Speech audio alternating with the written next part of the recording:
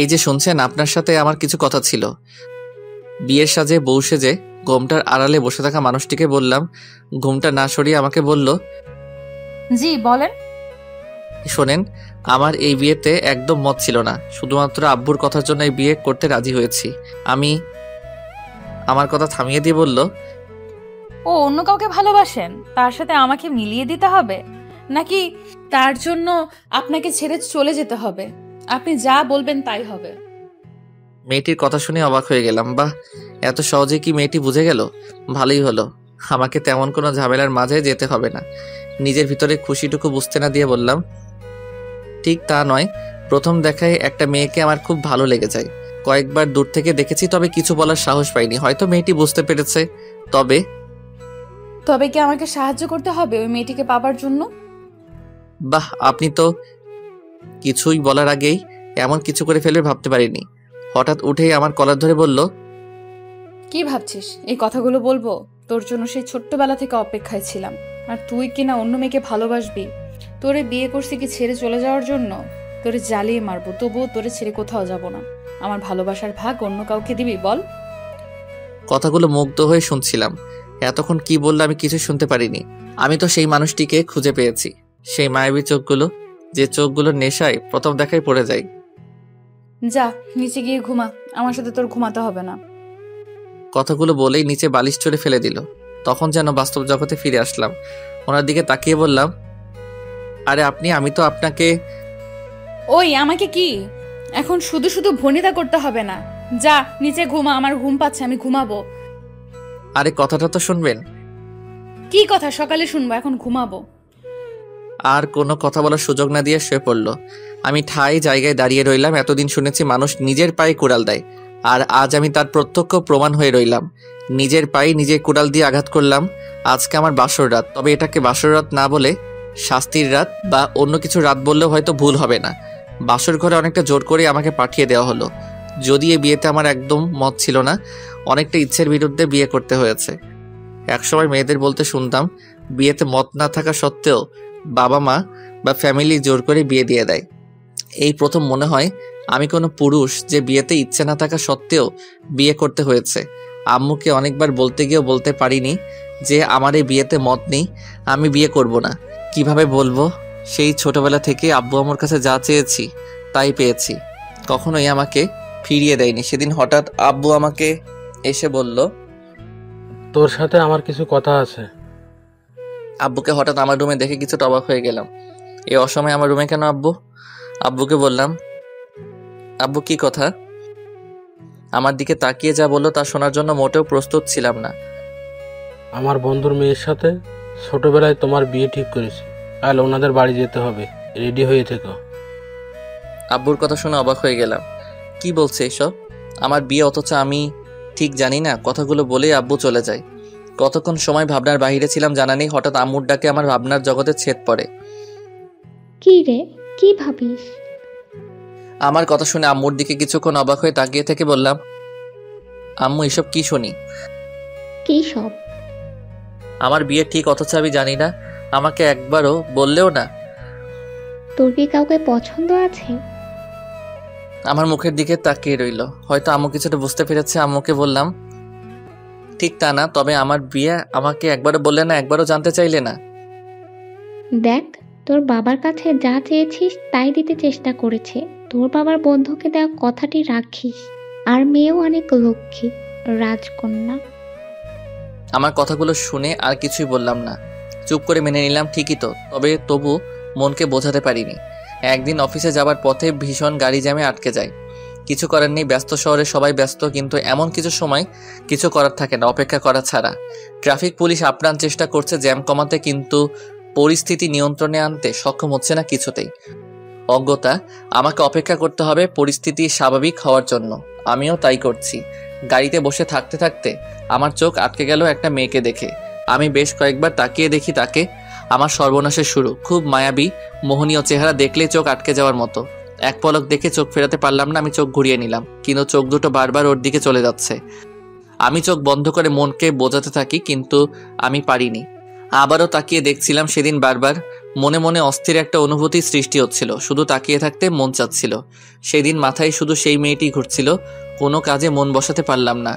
বেশ কিছুদিন ধরে তার সাথে আর দেখা হয়নি, তাই আমি অনেকটা স্বাভাবিক হয়ে আবার কাজে মন দেই। কিন্তু আবার একদিন বাস স্ট্যান্ড থেকে মোড় ঘুরতে মেয়েটিকে দেখি, সম্ভবত বাসের জন্য অপেক্ষা করছে। আবার আমার মন মাথা সব আকৃষ্ট হয়ে গেল ওর প্রতি। আমি নিজেকে কন্ট্রোল করতে পারছিলাম না কোনোভাবেই। আমি ভাবলাম এই মোহ ত্যাগ করতে হবে। ও নারী মোহিনী, মায়ার জালে জড়িয়ে লাভ নেই। আমি অন্য রোড দিয়ে চলাচল করতাম দেখা হবার ভয়ে। আধা ঘন্টার রাস্তা 1.5 ঘন্টায় যেতে হতো, তবুও তাই যেতাম। কিন্তু লাভ হলো না, মনও এক পলক দেখার জন্য পাগল হয়ে থাকতো। আমার চোখ দুটো সবসময় ওকে খুঁজে ফিরত। জীবনে দেখা শ্রেষ্ঠ অপরিচিতাকে আমি বোধহয় ভালোবেসে ফেলেছিলাম, বুঝতে পারলাম। সেই শ্যামলা গায়ের রং, টানা টানা চোখ আমাকে পাগল করে তুলল। না দেখলে ভীষণ অসহ্য শূন্যতার সৃষ্টি হতো হৃদয়ে। আরও কয়েকদিন দেখা হয়ে গেল। একদিন সাহস করে কাছে গিয়েও যাওয়া হলো না, তবে মেয়েটিকে ফলো করা হতো। হঠাৎ আব্বু সেদিন এসে আমার বিয়ের কথা জানালো। সেদিনই আমার ভালোবাসার ইতি ঘটে গেলেও মনে মনে অনেকবার খুঁজতে গিয়েছি যেন। তাই ভেবেছিলাম বাসরাতে হবু বউকে বলে যদি কিছু করতে পারি। ওনাকে বিয়ে করার সময় নামটি পর্যন্ত ছাড়া আর কখনোই দেখিনি। এখন নামটাও মনে নেই, কখনো দেখতেও ইচ্ছে হয়নি। আমার মন সবই তো নিয়ে নিল অন্য কেউ। তবে ভাগ্যক্রমে ওনাকেই যে বিয়ে করতে হবে জানা ছিল না, আর আমিও ওনাকে না দেখে বিয়ে করে নিলাম। আজকেও প্রথমে না দেখে সবগুলো কথা বলে ফেললাম। নিজের পায়ে কুড়াল মারা যাকে বলে, তাই বাধ্য হয়ে সোফাতে শুতে হলো। ভাবতে ভাবতে কখন যে ঘুমিয়ে পড়লাম জানি না। হঠাৎ সকালে মুখে পানির স্পর্শ পেয়ে জেগে উঠলাম। তাকিয়ে দেখি সেই মেয়েটি যেন দাঁড়িয়ে আছে আমার চোখের সামনে। আমি কি স্বপ্ন দেখছি নাকি বাস্তব? ওগো অপরিচিতা, যদি স্বপ্ন দেখি তাহলে জাগিয়ে দাও। আর যদি কিছু বলার আগেই হুঙ্কার দিয়ে বলল, স্বপ্ন দেখা বার করছি। আমারে রেখে অন্য মেয়ের প্রেমে যান। আবার উনি রাতে স্বপ্নেও দেখেন ওই মেয়েকে। রাতে একবার বলছি এখন থেকে আমি ছাড়া অন্য কোনো মেয়েকে লাইফে আসবে না, আর উনি স্বপ্ন দেখেন। আরে ওনার কথা শুনে তো আমি তাজ্জব হয়ে গেলাম। কি বললাম আর কি বলেন উনি? চারদিকে তাকিয়ে কি যেন খুঁজতে লাগলো। তখন আমি ওনাকে বললাম, ওই যে শোনেন। আমার দিকে ফিরে তাকিয়ে বলল, ওই যে কি? আমার কি ওই যে নাম? নাকি আমার কোনো ভালো নাম নেই? বাবারে, এ আমি কাকে বিয়ে করলাম? প্রথম রাত থেকেই আমার উপর অধিকার নিয়ে কথা বলা শুরু করলো। একটা ভুলের জন্য শাসন করা বলা শুরু করলো। ওই বেটা, চুপ করে আছিস কেন? আমার কথার উত্তর দিস না কেন? ওনার কথা শুনে চিন্তা ভাবনা থেকে দূরে সরে গেল। আমতা আমতা করে বললাম, না মানে না মানে কি? সত্যি করে বল। ওনার কথা শুনে মনে হচ্ছে কোনো ডাইনির সামনে দাঁড়িয়ে আছি। কোনো রকমে ভয় পেয়ে বললাম, না মানে এই বিয়েতে মত ছিল না, তাই আপনার ছবিও দেখা হয়নি। যদিও বড় আপি ছবি দিয়েছিল, রাগে সেই ছবি দেখা হয়নি আর নামটাও জানা হয়নি। আমার কথা শেষ না হতেই হুঙ্কার দিয়ে উঠল। কি বললি? ওনার রাগ দেখে মনে হচ্ছে আমি শেষ। এ কোন মেয়ে রে বাবা? হঠাৎ করে আমার মুখের কাছে এসে বলল, বিয়েতে যখন মত ছিল না তখন আগে বলিস নাই কেন? ওনার কাছ থেকে একটু দূরে সরে গিয়ে বললাম, আব্বুর মুখের দিকে চেয়ে উনি আমার সব ইচ্ছে পূরণ করেছেন। ছেলে হয়ে আমি এই ইচ্ছেটা কেন পূরণ করব না? হয়েছে, থাক। এত বড় বড় ডায়লগ দিতে হবে না। বাবার ইচ্ছে পূরণ করতে গিয়ে হবু বউয়ের চেহারা তো দূরের কথা, নামটাও জানা হয়নি। কি সাধু রে! ওনার কথা শুনে একটু রাগ হয়ে গেলাম। ওনার দিকে রেগে তাকিয়ে বললাম, ওই যে আমি কিন্তু অমন ছেলে না। আর আমি আমার কথা শেষ না হতেই থামিয়ে দিয়ে বলল, কেমন ছেলে? হ্যাঁ, আপনার বিয়ে ঠিক হয়েছে জেনেও অন্য মেয়েকে কেন ভালোবাসলেন? আগে বুঝতে পারলেন না? এখন আসছেন উনি আবার আমার ভাগ অন্য কাউকে দিতে। এইসব ভাগটাক আমি দিতে পারবো না। জন্মের পর থেকেই আমার হয়ে ছিলেন, আমার হয়েই থাকবেন। যদি কোনো মেয়ের দিকে তাকাতে দেখি তাহলে চোখ তুলে ফেলবো। আর যদি কোনো মেয়েকে ভালোবাসার কথা শুনি, আবার কি যেন নাম বললেন? ও মনে পড়েছে, অপরিচিতা। তাহলে কেটে কুচি কুচি করে রোদে শুকিয়ে রাখবো। আর আমার একটা ভালো নাম আছে, সেই নামে ডাকবেন। কথাগুলো একদমই বলে শেষ করলো। মনে মনে বলতে লাগলাম, বাবারে বাবা, এ কেমন মেয়ে, এত কথা জানে। আমার দিকে তাকিয়ে উনি বললেন, ওই বেটা, মনে মনে কি কথা বলিস? যা বাবা, উনি কি আবার মনের কথা বোঝেন নাকি? না মানে আমি কি জানতাম আপনি সেই অপরিচিতা? যদি জানতাম তাহলে তো আরো আগেই। তাহলে কি? আর আপনি করে কাকে ডাকিস? না তেমন কিছুই না, আমি অপরিচিতাকে আগেই বলে ফেলতাম ভালোবাসি, তাহলে এত কষ্ট করতে হতো না, আরো আগেই অপরিচিতাকে নিয়ে আসতাম। ওই যে মিস্টার, ডায়লগ বাদ দেন। ওইসব কথা বলে মন গলানো যাবে না। আমি ভালো করেই জানি আপনি যে অন্য মেয়েকে পছন্দ করেন, ভালোবাসেন। এখন ফ্রেশ হয়ে নিচে আসেন খাবার খেতে। আর যদি ঘরের কথা না বুঝেন, আপনি আপনার মতো থাকবেন, আমি আমার মতো। যদি ভুল করে উল্টাপাল্টা কিছু করতে চান তাহলে মাইরা ফেলবো। যান, তাড়াতাড়ি রেডি হয়ে আসেন। আর হ্যাঁ, আমাকে অপরিচিতা ডেকে লাভ নেই। ওনার কথা শুনে আমার মাথা ঘুরছে। বাবারে বাবা, এত কথা বলতে পারে! আমি কিন্তু আমাকে থামিয়ে দিয়ে বলল, আবার কিসের কথা? যেতে বলছি না? আর কোনো কথা না বলে বাধ্য ছেলের মতো চলে গেলাম ফ্রেশ হতে। ওয়াশরুমের দরজার কাছে যাওয়ার পর ডাক দিয়ে বললাম, ওই যে ম্যাম। আমার নাম কিন্তু ম্যাম না, জান্নাতুল সুলতানা বনি। আর আপনাকে বনি বলেই ডাকতে বলেছি। নামটা বলে রেগে আমার দিকে তাকাতেই বললাম, দেখতে তো আমার অপরিচিতা রাজকন্যার মতোই, যাকে চেয়েছিলাম ভাগ্যক্রমে পেয়ে গেলাম। আমি ওইসব বনি টনি ডাকতে পারবো না, আমি সবসময় অপরিচিতা বলেই ডাকবো। অপরিচিতা রূপেই আমার চোখের সামনে এসে হাজির হয়েছেন, আর মুখখানা এমন পেতনি মতো করে রাখেন কেন, একটু হাসতে পারেন না? আমার কথা শেষ না হতেই তাকিয়ে দেখি রাগে ফুঁসছে। হাতের কাছে থাকা টেবিল থেকে ছোট্ট ফুলদানি নিল। অবস্থা বেগতিক দেখেই দরজা আটকিয়ে দিলাম। বাহির থেকে অনেকগুলো কথা শুনলেও হাসতে হাসতে আমি শেষ। সত্যি ভাগ্যে আমার লেখা ছিল অনেক কথা বলা। প্রথম দিনেই কেমন অধিকার নিয়ে শাসন করা শুরু করলো। তবে একটু চিন্তায় আছে কিভাবে ওনাকে বুঝাই যে আমার অপরিচিতা উনি ছিলেন। আবার কি যে নাম বলবো, ও বনি, অনেক সুন্দর নামেই তো। দূর, ওইসব নামে ডাকতে পারবো না, জান্নাত বলেই ডাকবো। ফ্রেশ হয়ে খাবার টেবিলে গেলাম। সবাই আমার জন্য অপেক্ষায় ছিল। আমাদের বাড়িতে সবাই একসাথে খাওয়া দাওয়া করে। আমাদের বাড়িতে আমি, বড় আপু অবশ্য বেড়াতে এসেছেন আমার বিয়ে উপলক্ষে। বাবা, মামা, ছোট চাচু আর কাকিমা। ছোট কাকা ডাক্তার আর কাকিমা স্কুলের টিচার। ওনারা একে অপরকে অনেক ভালোবাসেন। সেই কলেজ জীবন থেকে তাদের সম্পর্ক শুরু। পরে আব্বু সব জেনে ওনাদের বিয়ে দিয়ে একসাথে বেঁধে দিলেন। ওনাদের দেখে মাঝে মাঝে খুব হিংসে হয়। একটু পরপরই ঝগড়া শুরু হয়ে যায়, আবার পরক্ষণেই মিল হয়ে যায়। কেউ কাউকে ছাড়া এক মুহূর্ত থাকতে পারে না। খাবার টেবিলে আসতে না আসতেই আপু আমাকে বলল, কি রে, তোর কি ঘুম ভাঙতে চায় না? আমার একমাত্র বড় আপু, আমার একমাত্র আপু না বলে যদি বলি আমার একমাত্র শত্রু, তাহলে ভুল হবে না। জন্মের পর থেকে আমার পিছনে লেগে থাকে, সারাদিন শাসন করতে চাইবে, আর আমি কিছু বলতে গেলেই ঝগড়া বাঁধিয়ে বাড়ি মাথার উপর তুলে রাখবে। বাড়ির একমাত্র মেয়ে বলে সবার আদরের। মাঝে মাঝে মনে হয় আমার থেকেও বেশি আদর করে। আপু আমাকে সবসময় বলে আমাকে নাকি কুড়িয়ে আনা হয়েছে। এই নিয়ে সে কি ঝগড়া হতো। আপুর বিয়ে হওয়ার পর একটু রেহাই পেলাম, না হয় সারাদিন লেগেই থাকতো। বিছানা কেন অপরিষ্কার, বইগুলো কেন এলোমেলো, আর এত দেরিতে কেন ঘুম থেকে উঠি। বিয়ের পর বরের বাড়ি চলে গেলে অনেক মিস করি, এখনও মিস করি আপুর সাথে ঝগড়াগুলো, শাসনগুলো, কোনো কিছু খাওয়া নিয়ে মার খাওয়া। মাঝে মাঝে আপুর কাছে চলে যাই, আবার ঝগড়া করে চলে আসি। আপুর কথা শেষ না হতেই বললাম, আমার বাড়ি যা খুশি করব, তোর কি? যা, বেড়াতে এসেছিস, বেরিয়ে তোর বরের বাড়িতে যা। কথা শেষ না হতেই আম্মু বলল, তোদের আর ছেলে মানুষই গেল না, এখন চুপ করে খা। আম্মুর কথা শেষ না হতেই ছোট কাকিমা বলল, আকাশের খাওয়া বন্ধ, আমার একমাত্র মেয়েকে এই কথা বলল। এখন তো দায়িত্ব রাখার মানুষ এনেছি, দরকার হয় পিটিয়ে মানুষ করবে। জান্নাতের দিকে তাকিয়ে বলল, কি পারবে না মা এই বান্দরটাকে মানুষ করতে? কাকিমার কথা শুনে পেতনি হাসি দিল আমার দিকে তাকিয়ে। মনে মনে বললাম, এমনিতেই কম জানে না, আরো শিখিয়ে দেয়।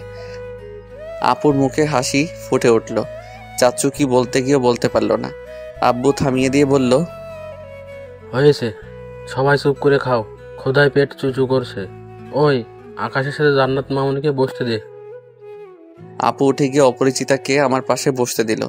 চুপচাপ খাওয়া শুরু করলাম। কিছুক্ষণ পরেই কার পা যেন বারবার আমার পায়ে টাচ করছে। নিচে তাকিয়ে দেখি জান্নাত ইচ্ছে করে এমন করছে। মুখের দিকে তাকিয়ে দেখি মুখখানা পেতনির মতো যেন করে আমার দিকে তাকিয়ে রইল। পা দেখে মনে মনে ভেবেছিলাম, যাক তাহলে সব ঝামেলা শেষ। তাই মুখের দিকে যখন তাকাতে যাব সেটা বুঝেই যেন পেতনির মতো করে রেখেছে।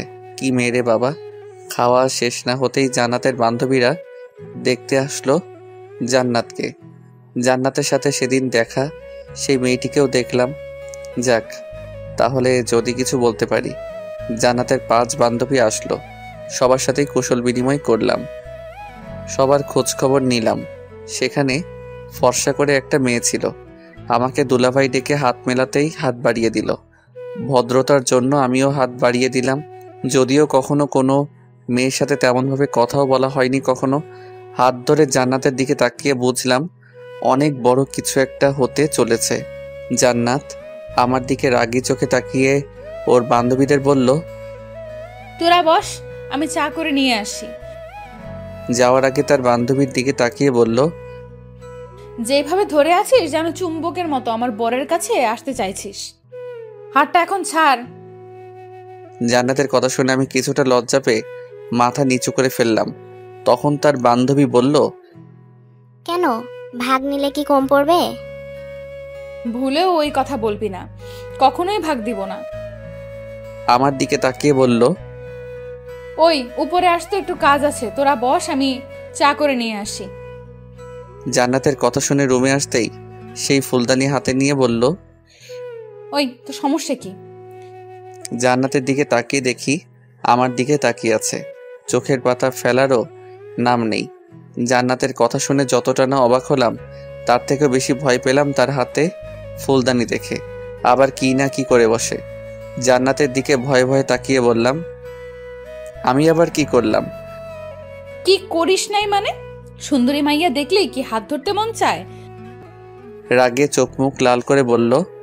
জান্নাতের কথা শুনে এতক্ষণে রহস্য বুঝতে পারলাম। ওর বান্ধবী হাত ধরার জন্যই এমন করছে। আমার কথার উত্তর দিস না কেন? আমি কি ইচ্ছে করে হাত ধরলাম? আপনার বান্ধবী তো হাত বাড়িয়ে দিল। আমার কথা শুনে জান্নাত প্রচণ্ড রেগে গেল। ফুলদানি দিয়ে মাথায় বাড়ি দিতে গিয়েও আবার কি মনে করে আঘাত করলো না। ফুলদানি রেখে আমার কলার ধরে মুখ কাছে এনে বলল, ওই বেটা, হাত বাড়িয়ে দিতে বললেই কি তুই ধরতে দিবি? আর তো কারো হাত ধরিস না, ওই সুন্দরী দেখে কি তোর হাত ধরতে হবে? জান্নাতের কথা শুনে কি বলবো বুঝতে পারছি না। কোনো মেয়ে এতটা কাছে এসে কথা বলছে। হঠাৎ কলার ছেড়ে দিয়ে বলল, কাল থেকে বিয়ে হয়েছে, এখনো আমার হাত একবারও ধরতে ইচ্ছে হলো না। আমার সুন্দরী বান্ধবী না আসতেই ওর হাত ধরে নিয়েছে। আর ধরবে নাই বা কেন? বিয়ের আগেই অন্যজনকে ভালোবাসেন উনি। মনটা চায় মায়েরা ডিপ ফ্রিজে রেখে দেই। কথাগুলো বলেই এক ঝটকায় বেরিয়ে গেল। জান্নাতের এমন আচরণে আমি অবাক হয়ে গেলাম। নিজের কাছেই বড্ড খারাপ লাগছে। সেদিন যদি দেখে নিতাম তাহলে হয়তো এমনটা নাও হতে পারত। জান্নাতকে যেন আমি একটু বুঝতে পারছি না। একে আকাশে রোদের খেলা, আবার যেন মেঘের ছায়া। কখন কি হয় কি জানি। আনমনে দাঁড়িয়ে দাঁড়িয়ে কথাগুলো ভাবছিলাম। তখনই আমার শত্রু কোথায় থেকে এসেই বলল, কি রে, এমন দেবদাস সেজে দাঁড়িয়ে আছিস কেন? জান্নাতের বান্ধবীরা এসেছে, যা তাদের সাথে আড্ডা দে। আপুর কথা শুনে প্রচণ্ড রাগ উঠে যায়। এমনিতেই আসি প্যারার মাঝে, আর উনি আসছেন আরও মজা করতে। প্রচণ্ড রেগে গিয়ে বললাম, ওই তোর কি বেড়ানো শেষ হয় নাই? বিয়ে খাইতে এসে বরকে নিয়ে কি ঘর জামাই থাকার ইচ্ছা? যা শ্বশুরবাড়ি যা। আমার কথা শুনে আপু কি যেন খুঁজতে লাগলো। আমার আর কিছুই বোঝার বাকি নেই। আপু তার সেই প্রধান অস্ত্র খুঁজতে শুরু করলো। এই সময় আপুর হাতে ঝাড়ুর বাড়ি খাওয়ার ইচ্ছে নেই, তাই দৌড়ে বেরিয়ে পড়লাম। পিছন থেকে শুনতে পারলাম আপু বলছে, পালাচ্ছিস কেন? দাঁড়া, আজকে তোর একদিন কি আমার একদিন। দৌড়ে বের হয়ে বাগানের দিকে যাওয়ার সময় পিছন থেকে কে যেন ডাক দেয়, ও দুলা ভাই, পালাচ্ছেন কেন? নাকি আমাদের দেখে ভয় পেয়েছেন? কথা শেষ না হতেই হাসির আওয়াজ শুনতে পেলাম। এই সেরেছে। আপুর হাতের পিটানো থেকে বাঁচার জন্য পালাতে গিয়ে মনেই ছিল না বাসায় মেহমান এসেছেন। ধীরে সুস্থে স্বাভাবিক হয়ে তাদের দিকে এগিয়ে গেলাম। এমন একটা ভাব নিলাম যেন কিছুই হয়নি। তাদের কাছে যেতেই সেই সুন্দরী শালিকা বলল, কি দুলা ভাই, পালিয়ে যাচ্ছিলেন কেন? সবার দিকে তাকিয়ে হাসতে চেষ্টা করলাম, তবে কেমন বেমানান লাগছে নিজের কাছেই। জান্নাতের দিকে তাকিয়ে বললাম, পালাবো কেন? সকাল সকাল ব্যায়াম করি তো, তাই ব্যায়াম করছি। আমার কথা শেষ না হতেই হাসির রোল পড়ে গেল। দুলা ভাই, এখন তো বিকেল, ব্যায়াম করার সময় না। কি রে, বরকে কি সকালে ব্যায়ামের সময়টুকু দেসনি? কথা শুনে সবাই হাসতে শুরু করলো। কিছুটা লজ্জা পেয়ে মাথা নিচু করে ফেললাম। আমার দিকে তাকিয়ে জান্নাত তখন বলল, না, তা হবে কেন? সুন্দরী শালিকা পাশে থাকলে কি আর কখন সকাল আর কখন বিকাল তা মনে থাকে? জান্নাতের কথা শেষ না হতেই সবাই হাসতে শুরু করলো। আমি নিজেকে আবিষ্কার করলাম সেই সুন্দরী শালিকার পাশে। কখন যে বসে পড়লাম। এই সেরেছে। আজ না জানি আমার কপালে কি লেখা আছে। কিছুক্ষণ আগেই এর জন্য শাসন করেছে, আবার সে একই ভুল করে ফেললাম। জান্নাতের দিকে তাকিয়ে দেখি রেগে তাকিয়ে আছে আমার দিকে। উঠে জান্নাতের পাশেও বসতে চাইলে তখন আবার জান্নাত বলল, আর এত কষ্ট করে ওঠো কেন? শালিকা তোমার পাশে বসতে চাইছে একদিনই তো, তারপর তো আমারই থাকবে। কেন রে, তোর কি ভাগে কম পড়ে যাবে? ও তো তোর দুলা ভাই, আর দুলা ভাই হিসেবে একটু পাশে বসতেই পারিস। হাজার হোক ছোট বোন হিসাবে, আর আমার বরের অধিকার আবার কে নিতে আসবে? তাদের মাঝে হাসির রোল পড়ে গেল। সুন্দরী শালিকা কেমন করে আছে যেন মুখ। এক নজর দেখেই মাথা নিচু করে ফেললাম। তাদের মাঝে আমি যেন এক সার্কাস বসে আছি। হঠাৎ করেই আদরের ভাগ্নিটা কোথা থেকে যেন উদয় হলো। এসেই জান্নাতকে জড়িয়ে ধরে বলল, আন্টি, জানো আজ কি হয়েছে? আমি আদরের ভাগ্নির দিকে তাকিয়ে রইলাম। আমার কলিজা বয়স 4-5 বছর, তবে অনেক বুড়ো হয়ে গেল এই বয়সে। অনেক কথা বলতে জানে।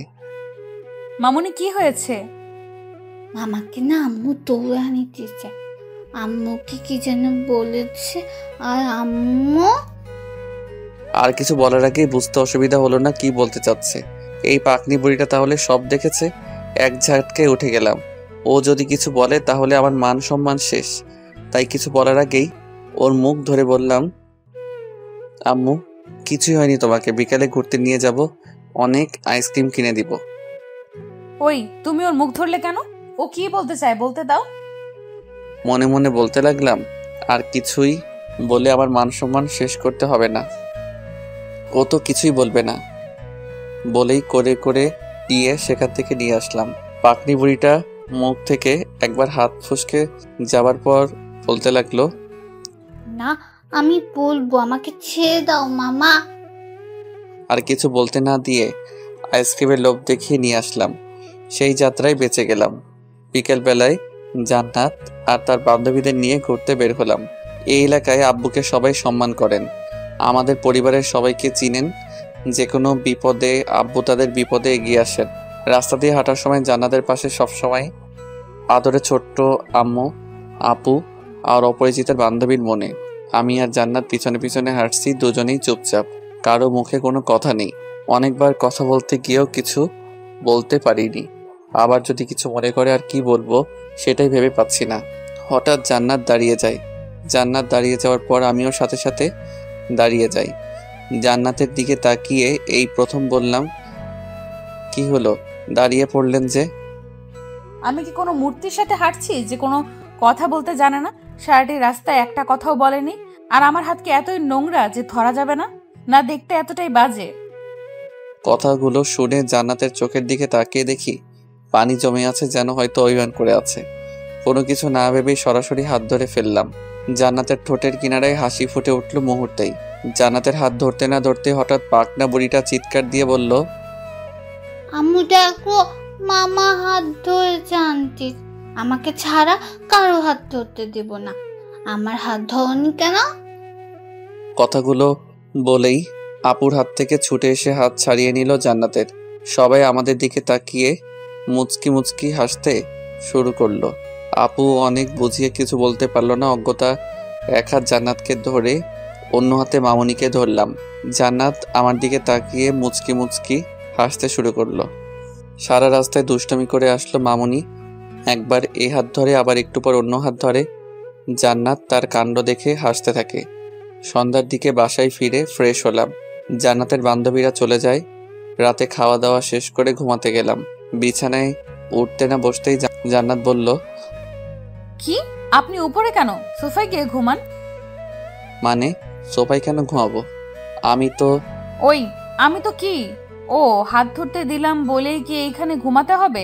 সোফায় গিয়ে ঘুমান। আর রাস্তা দিয়ে আসার সময় এত এদিক ওদিক তাকাতে হয় কেন? আমি আবার কখন তাকালাম? ও মনে করেছেন আমি কিছু দেখিনি? রাস্তার ওই পাশের বাড়ির দিকে তাকিয়েছিলেন কেন? জান্নাতের কথা শুনে অবাক হয়ে তাকিয়ে রইলাম ওর মুখের দিকে। আশ্চর্য, মেয়েটি আমার দিকে সবসময় নজর রাখে নাকি আমি কখন কি করি? আজব তো, ওই বাড়ির দিকে তাকানোর সাথে কি সম্পর্ক আছে যে আমি বিছানায় ঘুমাতে পারবো না, আমাকে সোফায় ঘুমাতে হবে? আমি পারবো না সোফায় ঘুমাতে, অনেক ঘুম পাচ্ছে, আমি এখানেই ঘুমাবো। বিছানায় উঠতে উঠতে কথাগুলো বললাম জান্নাতকে। হঠাৎ পিছন থেকে পায়ে টান দিয়ে ধরে আমাকে নিচে ফেলে দিতে চেষ্টা করলো। জান্নাতের এমন আচরণে অবাক না হয়ে পারলাম না। জান্নাতের দিকে তাকাতেই দেখতে পেলাম রাগের কারণে চেহারায় মুখের আবাটুকু আরো আকর্ষণীয় হয়ে উঠেছে। অনেক সুন্দর দেখাচ্ছে। অপরূপভাবে তাকিয়ে জান্নাতের সেই রূপটুকু দেখতে লাগলাম। মেয়েদের রাগলে এত সুন্দর দেখায় জানা ছিল না। সম্পর্ক আছে বলেই তো জানতে চেয়েছি। ওই বাড়ির ছাদে যে মেয়েটি দাঁড়িয়েছিল তার দিকে কেন তাকিয়েছিলেন? আর কতজনের দিকে অমনভাবে তাকিয়ে থাকেন? শরীরে এক ফোঁটা শক্তিও যেন নেই, তবে মুখে অনেক শক্তি আছে যেন। তাই মুখের শক্তি ব্যবহার করেই আমাকে কথাগুলো বলল। জান্নাতের দিকে তাকিয়ে দেখি রেগে ফুলে আছে। অনেক ভালোই লাগছে। ইচ্ছে করে আরেকটু রাগ বাড়িয়ে দিতে ইচ্ছে হলো। আশ্চর্য, আমি কি ওই মেয়ের দিকে তাকিয়েছিলাম নাকি? চেহারা দেখেছেন ওই মেয়ের? কত বড় আমার থেকে। তবে কি? প্রচন্ড রেগে আমার দিকে তাকিয়ে প্রশ্নটা ছুড়ে দিল। জান্নাতের চোখে কেমন রাগের আভাটুকু ফুটে উঠেছে। রাগলে মেয়েগুলোকে মনে সব থেকে সুন্দর দেখায়। জান্নাতের চোখগুলো যেন নেশা ধরিয়ে দিবে। জান্নাতের দিকে তাকিয়েই আছি, চোখ সরাতে পারছি না। সেদিন প্রথম ওই চোখগুলো দেখেই জান্নাতের প্রেমে পড়ে গিয়েছিলাম। কি হলো, কথার উত্তর দিচ্ছে না কেন? হঠাৎ জান্নাতের ধমক শুনে বাস্তব জগতে যেন ফিরে আসলাম। এখন কিছু বলতে পারবো না, ঘুম পাচ্ছে, কাল সকালে বলবো। কথাগুলো বলেই ঘুমানোর জন্য ফিরে তাকালাম। হঠাৎ হুঙ্কার দিয়ে উঠল, আমার কথার উত্তর না দিলে এখন তোর মাথা ফাটিয়ে দিব। তবে কি ওই বাড়িতে? আর কি, ওই বাড়িতে সুন্দর একটা মেয়ে আছে, অনেক ভালোই লাগে। মাঝে মাঝে আমার সাথে কথা বলে। তাকিয়েছিলাম যদি ছাদে দেখতে পাই। এখন ঘুমাবো, ডিস্টার্ব করবেন না তো? প্রচন্ড বিরক্ত ভাব নিয়ে জান্নাতের দিকে তাকিয়ে কথাগুলো বললাম। আমার কথা শুনে জান্নাত কেমন জানি চুপ হয়ে গেল। কোনো সারা শব্দ পাচ্ছি না। মনের মাঝে কেমন সন্দেহ হলো। এই কয়েক ঘন্টায় ওকে যতটুকু জেনেছি ও চুপচাপ থাকার মেয়ে না। তাহলে কি মজা করতে গিয়ে বেশি কিছু বলে ফেললাম? জান্নাতকে এক নজর দেখার জন্য বালিশ থেকে মাথা উঠালাম। তখন জান্নাতকে দেখে আমার পানি তৃষ্ণা পেয়ে গেল। জান্নাত টেবিল থেকে সেই কলমদানি একবার হাতে নিল। আবার কি মনে কলমদানি রেখে পাশে আপেল কাটার জন্য ছুরি রেখেছিলাম, কি মনে করে সেই ছুরিটা হাতে নিল। ঝড় আসার সময় কিছুক্ষণ আগে যেমন সবকিছুই নীরব থাকে, তেমনি জান্নাতের চুপ করে থাকা দেখে বুঝতে অসুবিধা হয়নি আমার উপর দিয়ে কি ঝড় আসবে। জান্নাত দীর্ঘ মনোযোগ দিয়ে ভালো করে একবার ছুরিয়ে দেখছে, আর একবার আমাকে দেখছে। অবস্থা দেখি সুবিধার না, তাই এক ঝটকায় উঠে দরজার দিকে দৌড় দিলাম। জান্নাত আবার কখন কি করে বসে। কোনো রকমের রুম থেকে বের হয়েই সোজা আপুর রুমে এসে হাজির। জান্নাত আমাকে পিছনে তাড়া করতে করতে আসলো। তবে ভাগ্য ভালো ছিল বলেই আপুর রুমের দরজা খোলা পেলাম। কোনো রকমের ভিতরে ঢুকেই দরজা লাগিয়ে দিলাম। ওই দরজা লাগিয়ে দিলি কেন? আর এমন ভাবে দৌড়ে আসলি কেন? আমাকে দেখে আপু কথাগুলো বলল। একটু দম নিয়ে আপুকে বলতে যাব, তার আগেই জান্নাত আপুকে ডাকছে। আপু আমাকে কয়েকবার দরজা খুলে দিতে বলে। এদিকে হাঁপিয়ে ওঠার জন্য কথা বলতে পারছি না। অন্যদিকে দরজার সামনে এমনভাবে দাঁড়ালাম যেন কেউ দরজা খুলে না দিতে পারে, জান্নাত যেন ভিতরে আসতে না পারে। আমি যতটুকু অপরিচিতাকে বুঝতে পেরেছি, এখানে আসলে জান্নাত না জানি কি করে বসবে। আপু দরজা খোলেন। আমাকে কয়েকবার বলার পর যখন দরজা খুলে দিচ্ছি না, তখন আপু নিজেই উঠে আসে। তুই সত্য দরজা খুলে দিতে বলছি, খুলে দিচ্ছিস না, আবার কোনো কথা বলছিস না। সর। আমি তো দরজা না খুলে দেওয়ার জন্য দাঁড়িয়ে আছি। কয়েকবার দরজা খোলার জন্য আমাকে ধাক্কা দিল, আমার সরার নাম নেই। আপু দরজা খুলবি না? একটু সময় নিয়ে কথাটা বললাম। উফ, কি ভয়টাই না পেলাম। আমার কথা শুনে আপু আমার মুখের দিকে তাকিয়ে রইল। দরজা খুলবো না মানে? সেই কখন থেকে জান্নাত দরজা খুলে দেওয়ার জন্য ডাকছে। কথাগুলো বলে আমার দিকে আপু তাকিয়ে রইল, যেন চিড়িয়াখানার কোনো জন্তু আমি। এই আপু দরজা খোলেন তো। জান্নাত যখন আবার আপুকে ডাক দিল, তখন আপু আমাকে ধাক্কা দিয়ে সরিয়ে দিয়ে দরজা খুলে দিল। দরজা খোলার সাথে সাথেই জান্নাত রুমের ভিতর এসে ঢুকলো, আমার দিকে তাকিয়ে রইল। কি রে জান্নাত, এত রাতে তোরা এখানে কেন? আর ওই বান্দরটা দরজা খুলতে দিচ্ছে না কেন? আর বলো না আপু, এত রাতে নাকি গান শুনবে। আমি কি গান গাইতে পারি? তাই রাগ করে চলে এসেছে। আপুকে কথা বলে আমার দিকে তাকিয়ে চোখ টিপ দিল। আপুর চোখ ফাঁকি দিতে পারল না। জান্নাতের কথা শুনে মনে হচ্ছে যুগ যুগ ধরে আপুকে চিনে, অথচ আমার জানা মতে মাত্র কিছুদিন হলো চেনা পরিচয় আপুর সাথে। জান্নাত এই রূপ দেখে অবাক হয়ে গেলাম। ক্ষণিক সময়ের মাঝে কেমন পরিবর্তন হয়ে যায়। একটু গান শুনলেই হয়, বেচারা ভাইটা আমার গান শুনতে চেয়েছে। আচ্ছা আপু শোনাবো। এই যে স্যার, রুমে চলেন। ভাই আমার যা, আমি বলে দিয়েছি গান শোনাবে না। এত রাগ করতে হবে না। এই জান্নাত আমার ভাইটিকে গান শোনাবা কেমন? আচ্ছা আপু। আমাকে আর কিছুই বলার সুযোগ না দিয়ে হাত ধরে টেনে নিয়ে চলল। আমি বাধ্য ছেলের মতো চললাম। রুমে আসার সাথে সাথেই দরজা আটকে আমার কলার ধরে ফেললো। ওই তোরে না বলছি এখন থেকে আমি ছাড়া তোর লাইফে আর কেউ থাকবে না? তুই এই মাইয়ারে দেখার জন্য তাকিয়েছিলি, তাই না? কথাগুলো বলার সময় অনেকটা কাছে চলে আসে। নিজেকে একটু দূরে সরিয়ে দিতে বৃথা চেষ্টা করলাম। আরে আমি তো এমনি বললাম, আর ওই বাড়িতে কোনো মেয়ে নাই। কোনো রকমে কথাগুলো বললাম। আমার কলার ধরে আরো কাছে টেনে নিয়ে গেল। তোর আমি অনেক ভালো করেই জানি, আর যদি কোনো মেয়ের দিকে তাকাবি না বা কোনো মেয়ের নাম মুখে নিবি, তাহলে আজ শেষবারের মতো ক্ষমা করলাম। আর আপুর রুমে কি, যেখানে যাবি আমি সেখানেই যাব। যা নিচে ঘুমা এখন। কোনো কথা না বলে বাধ্য ছেলের মতো সোফার মাঝে গিয়ে শুয়ে পড়লাম। কি মেয়ে রে বাবা, এরকম দজ্জাল মেয়ে আর কোনোদিনও যেন কারো ভাগ্যে না জোটে। জান্নাতকে কয়েকবার দেখার বৃথা চেষ্টা করে আবার শুয়ে পড়লাম অন্যদিকে ফিরে। কখন ঘুমিয়ে পড়েছি ভাবতে ভাবতে খেয়াল নেই। হঠাৎ করেই বাহির কোথায় যেন বজ্রপাতের শব্দ হলো। কে জানি আমাকে ঝাপটে ধরল। প্রচন্ড ভয় পেয়ে গেলাম। কে কে এই বলে চিৎকার করে উঠলাম। এই ভিতর ডিম। চিৎকার দিবে না, বাহিরে অনেক ঝড় বৃষ্টি হচ্ছে। আমার অনেক ভয় করে একা ঘুমাতে। ঝড় বৃষ্টির মাঝে অনেকক্ষণ ধরে বসে আছি, এত ডাক দিলাম মরার মতো ঘুমাচ্ছে। কে কে? ও জান্নাত। কেন গলার আওয়াজ শুনে চিনতে পারো না? অন্য কেউ ভেবেছিলে আসবে? আমি ভিতর ডিম হলে আপনি কি নিজে ভয় পেয়ে আবার অন্যজনকে বলে ভিতর ডিম? কথা কম বলে কি উপরে যাবেন আমার সাথে ঘুমাতে, নাকি এইখানে আমিও ঘুমাবো? অনেক ভয় হচ্ছে। জান্নাতের কথা শুনে প্রচন্ড হাসি পাচ্ছিল। কোনো রকমে হাসি আটকিয়ে রাখলাম। চলেন। জান্নাতকে নিয়ে উপরে এসে শুলাম, তবে মাঝখানে অনেকটা দূরত্ব রেখে চুপ করে শুয়ে থাকলাম। ইচ্ছে হচ্ছিল আমার জান্নাতকে বুকের মাঝে নিয়ে ঘুমাতে, তবে সেই সাহসটুকু নেই।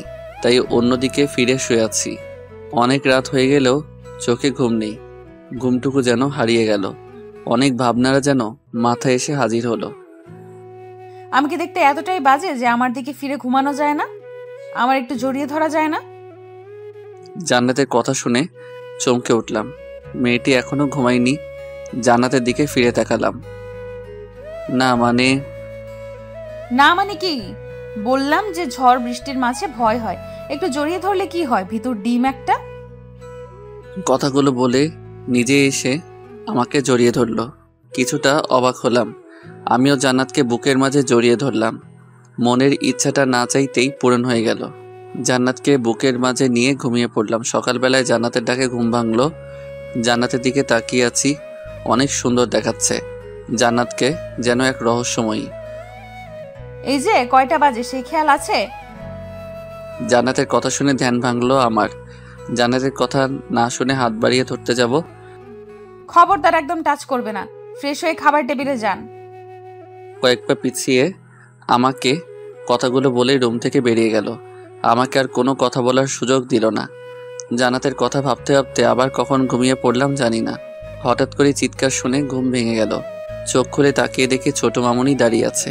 মামুনির পাশেই জান্নাত দাঁড়িয়ে আছে। দেখে মনে হচ্ছে রেগে আছে। মামা, তুমি এখনো শুয়ে আছো কেন? উঠো তাড়াতাড়ি। এই তো উঠছি। কে বললো শুয়ে আছি? দেখেছো আনতে, এখনো শুয়ে থেকে বললো উঠে পড়েছে। জান্নাত মামুনির হাত ধরে চলে যেতে লাগলো আর বলল, তবে আমার কি, কারো কি জানার দরকার যে কারোর জন্য এখনো না খেয়ে আছি? জান্নাতের কথা শুনে বুঝতে পারলাম এখন রাগ করে আছে, আমার জন্য না খেয়ে আছে। এ শোনো, আমি এখন উঠছি। তোর উঠতে হবে না, শুয়ে থাক। আমার বয়ে গেছে তোর জন্য এতক্ষণ না খেয়ে থাকতে। আমি খেয়ে নিচ্ছি, আজ তোর খাওয়া বন্ধ।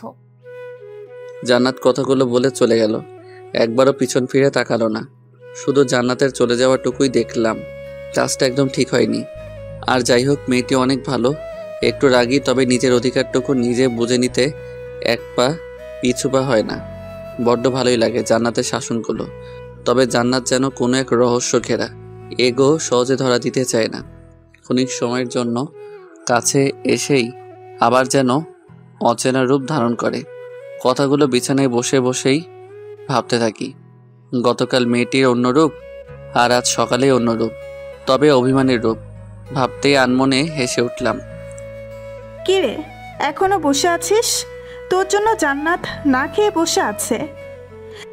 হঠাৎ করে কথা শুনে যেন কল্পনার জগতে ছেদ পড়ল।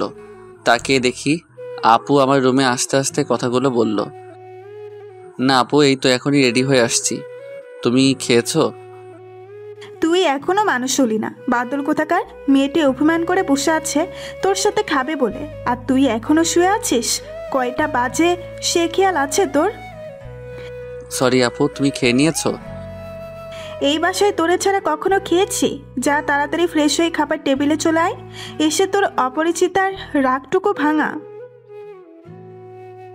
কি রে, আবার কোন ভাবনা জগতে ডুব দিলি? ক্ষুধায় পেট চুচু করছে, তাড়াতাড়ি আসবি কিনা বল। কিছু না আপু, তুমি যাও, আমি এক্ষুনি আসছি।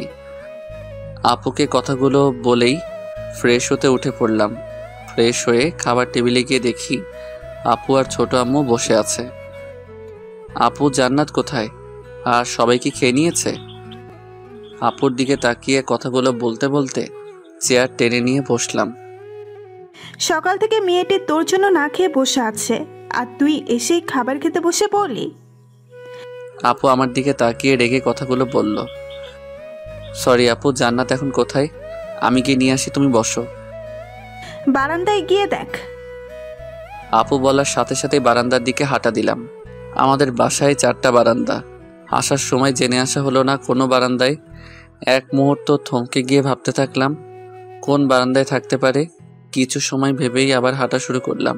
জান্নাতকে পেয়ে গেলাম, আমার অনুমান ভুল হয়নি। জান্নাতের দিকে খেয়াল করলাম, খোলা আকাশের দিকে তাকিয়ে কি যেন ভাবছে। প্রচণ্ড ইচ্ছে হলো জান্নাতকে জড়িয়ে ধরতে, তবে সেই সাহসটুকু না হয়নি। নিঃশব্দে গিয়ে পাশে গিয়ে দাঁড়ালাম। আমি এসে দাঁড়ানোর পরও কোনো সারা শব্দ নেই। হাত বাড়িয়ে জান্নাতের হাতটা আলতো করে ধরলাম।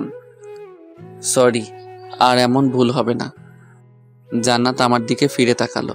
তাকিয়ে দেখি জান্নাতের চোখের কোণায় পানি জমে আছে। হঠাৎ জান্নাতের চোখে পানি দেখে ভয় পেয়ে গেলাম। জান্নাতের চোখে পানি কেন? মনের মাঝে হাজারো প্রশ্নের উকি দিচ্ছে। আমি কি তাহলে কোনো ভুল করে ফেললাম? মনের অজান্তেই নিজের কাছেই প্রচণ্ড খারাপ লাগা শুরু হলো। হাত বাড়িয়ে চোখের পানিগুলো মুছে দিলাম। কি হলো, কান্না করছো কেন? বললাম তো সরি, আর এমন কোনো ভুল হবে না। তুমি যা বলবা তাই মেনে চলবো সবসময়। আমার কথাগুলো বলার পরই জান্নাত আমাকে জড়িয়ে কান্না শুরু করে দিল। জান্নাতের কান্না দেখে প্রচণ্ড অবাক হয়ে গেলাম।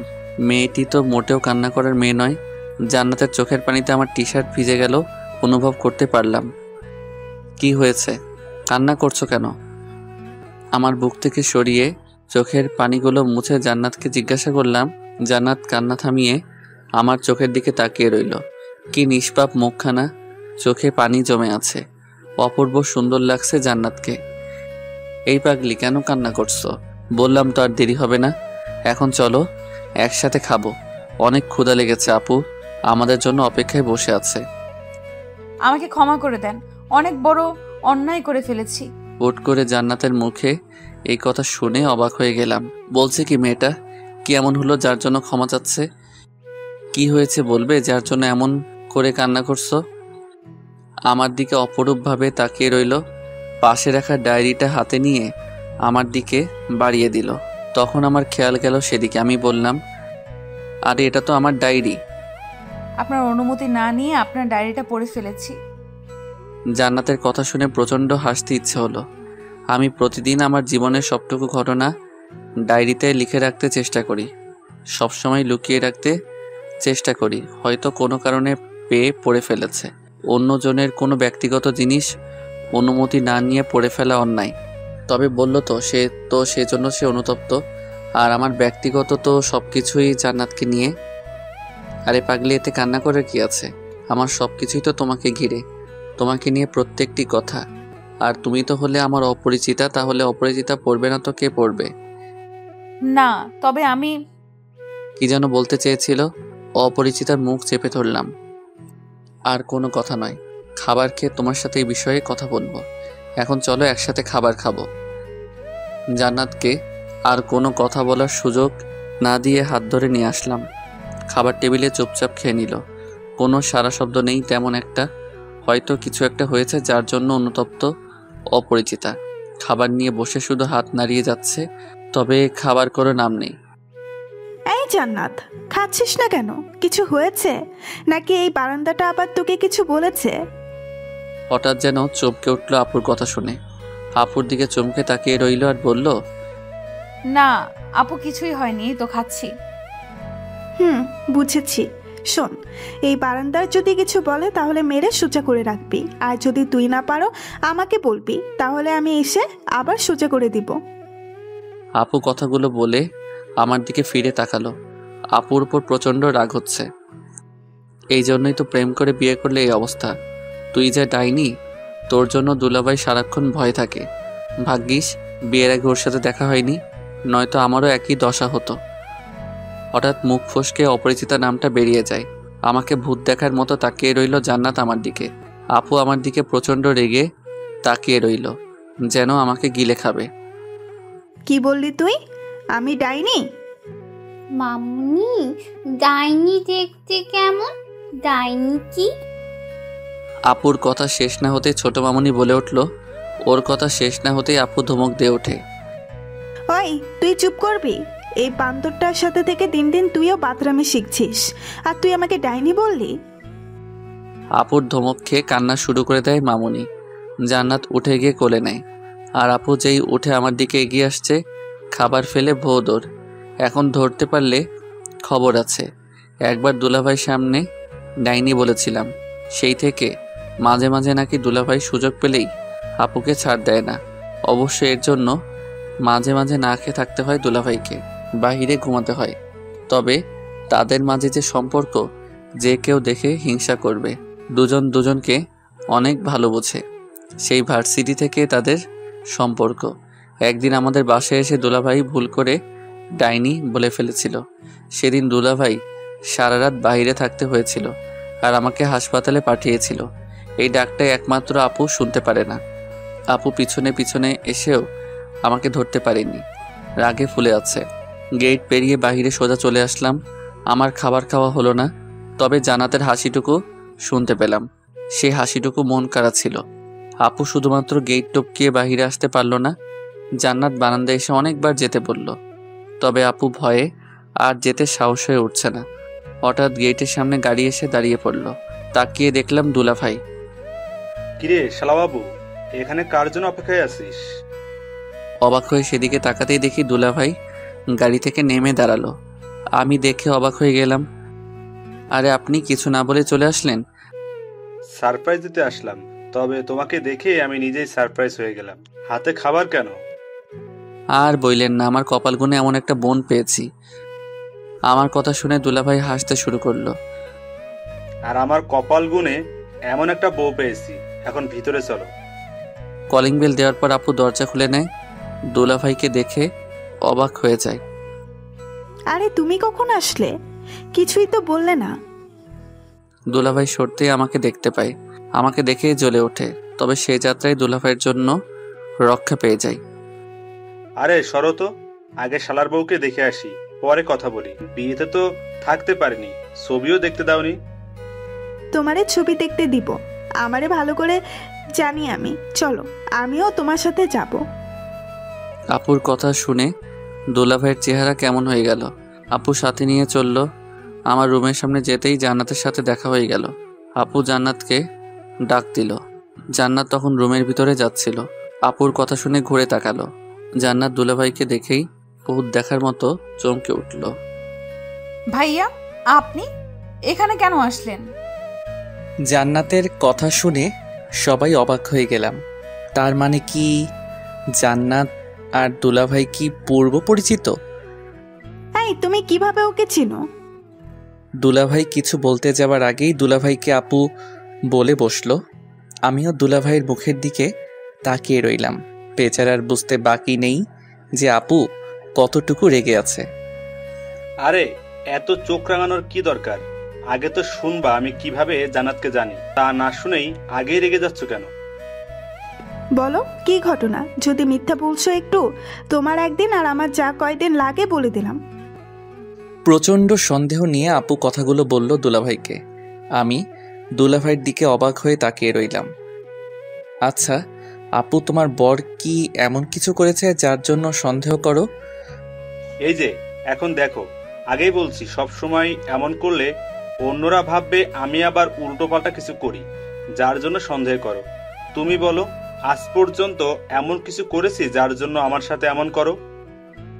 না, তা করো নাই। যদি করে ফেলো তাই সবসময় আগলে রাখি। তাই বলে এমন ভাবে তোমার মতো বউ যেন সবার কপালে জোটে, তাহলে কারো সাহস হবে না উল্টোপাল্টা কিছু করার কথা মাথায় আনার জন্য। ধন্য আমি তোমার মতো বউ পেয়ে। দুলাভাই এমন কথা বইলেন না। বিয়ে করছি কয়দিন হলো, এর মাঝেই জীবন তেজপাতা করে ফেলছে আমার। মাঝখানে কথা বলে যেন মহা ভুল করে ফেললাম। আপু আর জান্নাত আমার দিকে এমনভাবে তাকিয়ে আছে যেন গিলে খাবে। কি বললি তুই? আমি তোর জীবন তেজপাতা করে ফেলছি? এখন থেকে আগুনে পোড়াবো। আমারে রেখে আরেক মায়েরে পছন্দ করিস? জান্নাত এতক্ষণ চুপচাপ ছিল, দুলাভাই আর আপুর ঝগড়া দেখছিল। আমার ধারণা ছিল আপু শুধুই দুলাভাইকে শাসন করে। এখন দেখি আমার কপাল তার থেকেও বড় শাসনদার মানুষ এসে পড়েছে। ওই জান্নাত, ধইরা পিটাও রে। আপুর কথা শেষ না হতেই জান্নাত তেড়ে আসলো। দুলাভাই সমানে গিয়ে আগলে দাঁড়ালো। সে যাত্রায় রক্ষা পেয়ে গেলাম। আরে কি করো? আমার শালাবাবুকে এত ভয় দেখাবে এখনই? সামনে তো আরো দিন আছে। ওই কি বলতে চাস তুই? তার মানে আমি কি তোরে ভয় দেখাই? দুলাভাইয়ের কথা শেষ না হতেই আপু তেড়ে আসলো। দুলাভাই একটু সরে গেল আপুর কাছ থেকে। আমি কি এমন কিছু বলছি? আমার মতো বউ আর কার আছে এত কেয়ার করে বরের? আমি তো ওদের থামাতে বললাম কথাগুলো। এত চাপা বাদ দিয়ে বলো, জান্নাতকে কিভাবে চিনো? আমাদের মাঝে হট্টগোল শুনে আম্মু রুম থেকে দৌড়ে আসলো। আম্মুর সাথে সাথে ছোট কাকিও আসলো। কি রে, তোদের কি হয়েছে? এত চিৎকার কিসের? কিছু না আম্মা, এই তো একটু গল্প করছিলাম। ভালো আছেন? আম্মুকে কথাগুলো বলল দুলাভাই। আম্মুর সাথে কুশলাদি বিনিময় করলো। আমাদেরকে গল্প করতে সুযোগ দিয়ে তারা চলে গেল।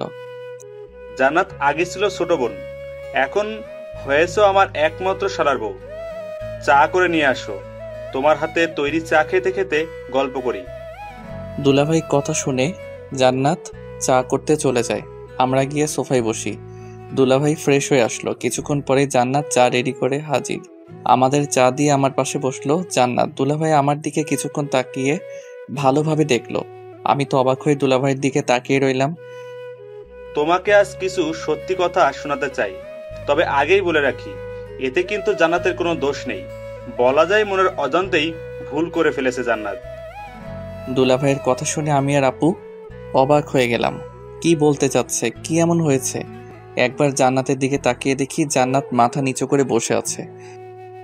শোনো, তোমার আর জান্নাতের বিয়ের কথা আমরা কেউ জানতাম না, এমনকি জান্নাতও জানতো না।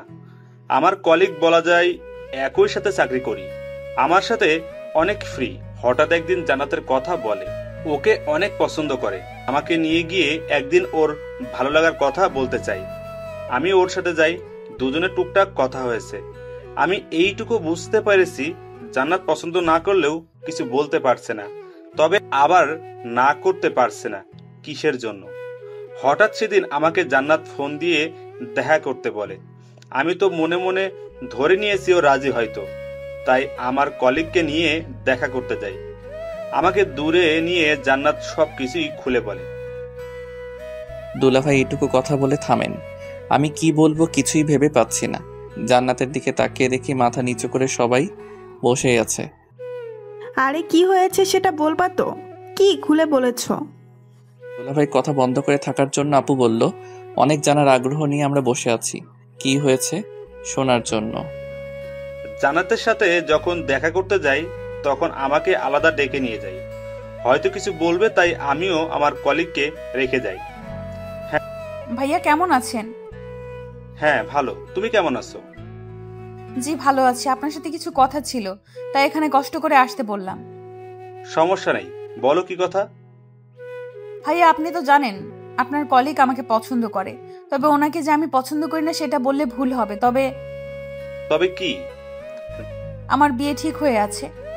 জান্নাতের মুখে বিয়ের কথা শুনে অবাক হয়ে গেলাম। তোমার বিয়ে ঠিক হয়ে আছে? বললে না যে একবারও। ভাইয়া আসলে আমিও জানি না, সেদিন আপনাদের সাথে কথা বলার সময় আব্বু আমাকে দেখেন। বাসায় যাবার পর আব্বু আপনাদের কথা জানতে চাইলে আমি সব কথা খুলে বলি। তারপর আমাকে বলেন যে বিয়ে ঠিক করে রেখেছেন, আমি যেন ওনার মান সম্মানটুকু রাখি। এখন আমি কি করব আপনিই বলে দেন। শোনো, মানুষের জন্ম মৃত্যু নিয়ে 3টা ভাগ্য যেন লেখা থাকে, কখন কার সাথে কি হয় জানা নেই। হয়তো তোমার ভাগ্য সেখানেই লেখা ছিল, তুমি অতীত ভুলে যাও আর বর্তমানটা মেনে। আমার ভুল না হলে তুমি আমার কলিগকে হয়তো ভালোবাসো, তাই না? আপনি ঠিক, আমি ওনাকে পছন্দ করি, তবে ভালোবাসি কিনা জানি না। কয়েকদিন ধরে একটা ছেলে আমাকে পছন্দ করতো। যখন আব্বু বরের ছবি দেয় তখন ভেবেছিলাম আমাকে পছন্দ করেই বিয়ের প্রস্তাব পাঠিয়েছে, তবে আম্মুর কাছ থেকে জানতে পারি সেই ছোটবেলা থেকেই আমাদের বিয়ের কথা ঠিক হয়ে আছে। আরে তাহলে তো খুশির কথা, তুমি বর্তমানটাকে মেনে নাও। আমার বন্ধুকে বুঝিয়ে বলবো, আর আমাকে বিয়ের দাওয়াত দিতে আবার ভুলে যাবে না। জান্নাত আমার কথা শুনে হেসে ফেললো। ওর হাসিটুকু দেখে সত্যি খুব খুশি হয়েছিলাম। ভাইয়া অনেক কৃতজ্ঞ আপনার কাছে, আমি আসি তাহলে। সেদিন জান্নাতকে বিদায় দিয়ে আমার বন্ধুকে সব কথা খুলে বলি, ও সব শুনে মেনে নেয়। তারপর কাজের জন্য সে বাইরে চলে যায়, আর বিয়েতে আসতে পারেনি, আর ভাবতেও পারেনি জান্নাত হবে এই বাড়ির বউ। দুলাভাই কথাগুলো শোনার পর মাথা থেকে যেন দুশ্চিন্তা দূর হয়েছে। কি চিন্তাই না করেছিলাম। আপুর দিকে তাকিয়ে দেখি হাসি লেগে আছে মুখে। জান্নাত মাথা নিচু করে বসে আছে। কি হলো, এমন করে মাথা নিচু করে আছো কেন? আবার কি কাউকে পছন্দ করবে নাকি? আমার কথা শেষ না হতেই জান্নাত মাথা তুলে আমার দিকে তাকিয়ে আছে। চোখের কোণায় যেন পানি জমে আছে। হয়তো নিঃশব্দে কান্না করেছিল, তাই বুঝতে পারেনি। এই পেতনি, কান্না করার কি হলো? না মানে কি? কি ভাবছো? দুলাভাইয়ের কথা শুনে রাগ করব? কিছু বলবো তোমাকে? মাথা নাড়িয়ে উত্তর দিল। আপু আর দুলাভাই আমার দিকে তাকিয়ে আছেন, হয়তো ভাবছেন কি বলবো আমি।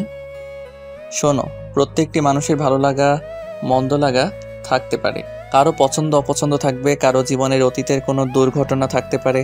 তাই বলে অতীত নিয়ে বসে থাকলে তো হবে না, বর্তমানকে মেনে নিতে হবে। তুমি তো আর ইচ্ছে করে কোনো ভুল করনি, আমারও তো ছিল অতীত। কই, তুমি তো কখনো জানতে চাওনি। হ্যাঁ, তবে ভাগ্যক্রমে তোমাকে পেয়েছি। আমি জানতাম না এমন কিছু হবে।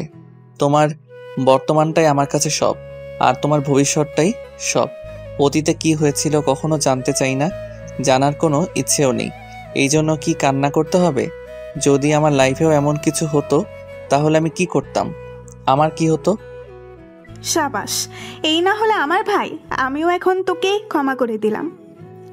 আমার কথা শেষ না হতেই আপু বলে উঠল, ওই, আমি এমন কি করলাম যার জন্য তুমি আমাকে ক্ষমা করে দিলে না?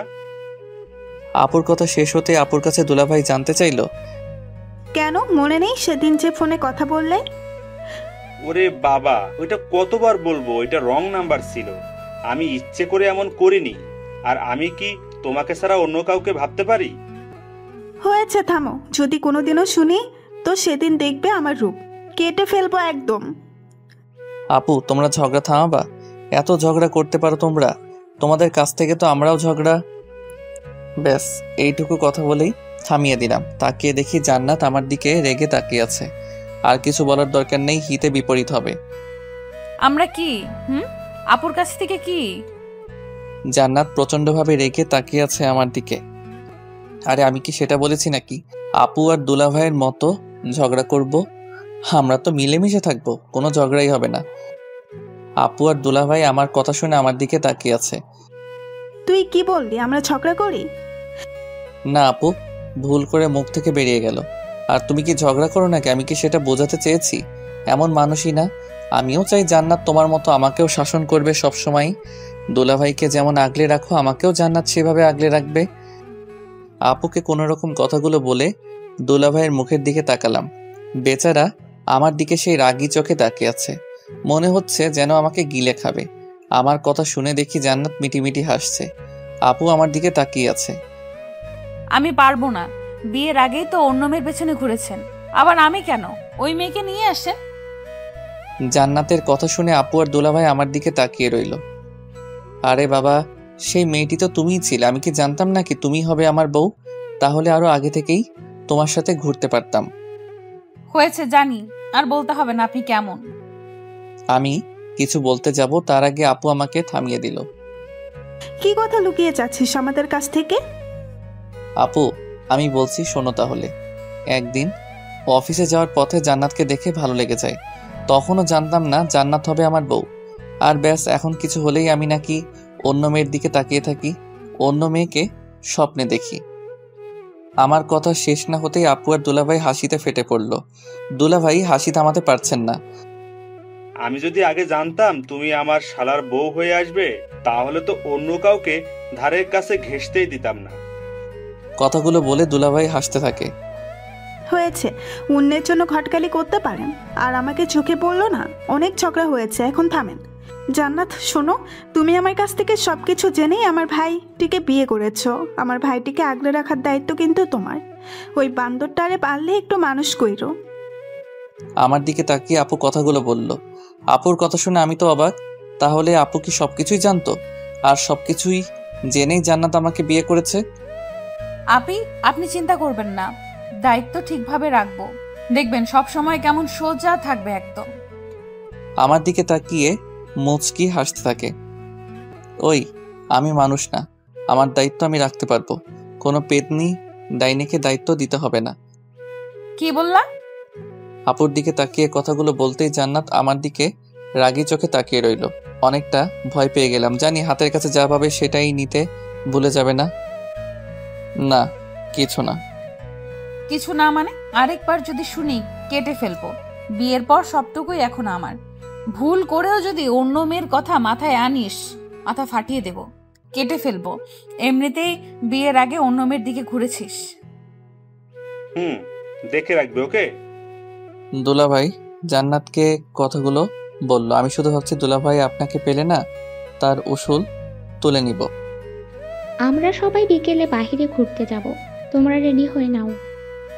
হঠাৎ আম্মু এসে সবাইকে কথাগুলো বলল। আম্মুর কথা শুনে সবাই এক কথায় সায় দিল। সবার সাথে বিকালে ঘুরতে বের হলাম। আজ আর ছোট আম্মু আমাকে বিরক্ত করেনি, ওর আব্বুর সাথেই সারাক্ষণই ছিল। সারাক্ষণ জান্নাতের হাত ধরে রাখলাম। সন্ধ্যায় বাসায় ফিরে আসলাম। সবার সাথে খাওয়া দাওয়া শেষ করে ঘুমানোর জন্য রুমে আসলাম। আমি আগে থেকেই জানি আজও আমাকে সোফায় ঘুমাতে হবে। অনেক ক্লান্ত থাকায় বালিশ নিয়ে শুয়ে পড়লাম। কিছুক্ষণ বাদেই জান্নাত রুমে। জান্নাত এসে আমাকে দেখে অনেক রেগে গেল। ওই তুই আজ সোফায় কেন? আমার কাছে দাঁড়িয়ে আমার দিকে তাকিয়ে বলল, বারে তুমি তো বললে সবসময় সোফায় ঘুমাতে হবে, তাই ঘুম পাচ্ছে বলেই তো চলে আসছি। সরো, আমি আজ থেকে সোফায় ঘুমাবো। তুমি এখানে ঘুমাবে কেন? আমার ইচ্ছে তাই। কোনো সমস্যা? না, তুমি ঘুমাও, আমি বিছানায় ঘুমাবো। কথাগুলো বলে উঠে বিছানায় এসে পড়লাম। পিছনে পিছনে জান্নাত আসলো। এসেই আমাকে জড়িয়ে ধরলো। আমার সাথে কি তোমার রাগ? হঠাৎ জান্নাতের মুখে এই কথা শুনে পিছনে ঘুরে তাকালাম। জান্নাতের মুখে কেমন অভিমানী বুঝতে পারলাম। জান্নাতের দিকে তাকিয়ে মাথার চুলগুলো দিয়ে একপাশে আড়াল হয়ে আছে, হাত দিয়ে চুলগুলো সরিয়ে দিলাম। সোডিয়ামের আলোতে অনেক সুন্দর লাগছে, যেন কোনো অপসরই দাঁড়িয়ে আছে। কেন রাগ করবো কেন তোমার সাথে? না, আমার অতীত। এইটুকু বলার সাথে সাথেই মুখে হাত দিয়ে থামিয়ে দিলাম। তোমার অতীত তো অতীত, আমি আর কখনো শুনতে চাই না। তোমার অতীত নিয়ে তো আর বাঁচবো না আমি। তোমার বর্তমান হয়ে আছে আর ভবিষ্যতেও সবসময় আঁকড়ে ধরে থাকতে চাই। তোমার শাসন শার্টে জীবন এমনভাবে পেতে চাই। কি করবে না? আমার কথা শুনেই জান্নাত আমাকে জড়িয়ে ধরলো। আমিও জান্নাতকে বুকের মাঝে আগলে নিলাম। তুমি বললেও কি আমি মানবো নাকি? তোমার সবকিছু তো আমাকে আগলে রাখতে হবে, অন্য কাউকে হতে দিব না। চলো ছাদে যাই। এখন ছাদে কেন? যাবে কিনা বল। যাচ্ছি, এত রাগ দেখাতে হয় সবসময়? জান্নাতকে নিয়ে ছাদে চলে আসলাম। অনেক অপূর্ব চাঁদের আলো। দুজনে হাত ধরে অনেক গল্প করলাম। আমাকে গান শোনালো। একসময় গান শেষ হলে আবার রুমে চলে আসলাম। আমাকে এমন ভাবে আগলে রাখবে তো সব সময়? জান্নাত আমার বুকে মাথা রেখে শুয়েছিল। হঠাৎ মাথা তুলে আমার চোখের দিকে তাকিয়ে বলল কথাগুলো। কখনোই হারিয়ে যেতে দিব না, চাইলেও হারাতে পারবে না। সত্যি তো? 3 সত্যি। তবে? তবে কি? প্রতিদিন গান শোনাতে হবে আমাকে। আর কি? রোজ আমার বউয়ের ভালোবাসার অত্যাচার চাই, যেন শাসন করে আগলে রাখে আমাকে। সেটা দেখা যাবে, এখন ঘুমাও। আমি ও জান্নাতকে জড়িয়ে ধরে শুয়ে পড়লাম। অনেক ঘোরাঘুরি করার জন্য অনেক ক্লান্ত ছিলাম আমি। অনেক ঘুম পাগল। চোখ বুঝতেই ঘুমিয়ে পড়লাম। সকালবেলা। আর কত ঘুমাবা? কয়টা বাজে সে খেয়াল আছে? কতক্ষণ ঘুমিয়েছিলাম মনে নেই। হঠাৎ জান্নাতের ডাকে ঘুম ভাঙে। ও পাশ ফিরে আবার ঘুমিয়ে যাওয়ার আগে বললাম, উফ, আরেকটু ঘুমাই। কয়টা বাজে আর? কয়টা বাজে মানে? সকাল 9টা বাজে। 5 মিনিটের মাঝে খাবার টেবিলে যেন দেখি, নয়তো কি হবে সেটা আমিও জানি না। কথাগুলো বলেই রুম থেকে বের হয়ে যায়। আমি দেরি না করে ঝটপট উঠে পড়লাম। যে রাগী মেয়ে না হয় আবার কখন কি করে বসবে ঠিক নেই। বইয়ের অত্যাচার শুরু হয়ে গেল, তবে সেটা ভালোবাসার আগলে রাখার। কথাগুলো মনে মনে বলেই রেডি হতে চলে গেলাম।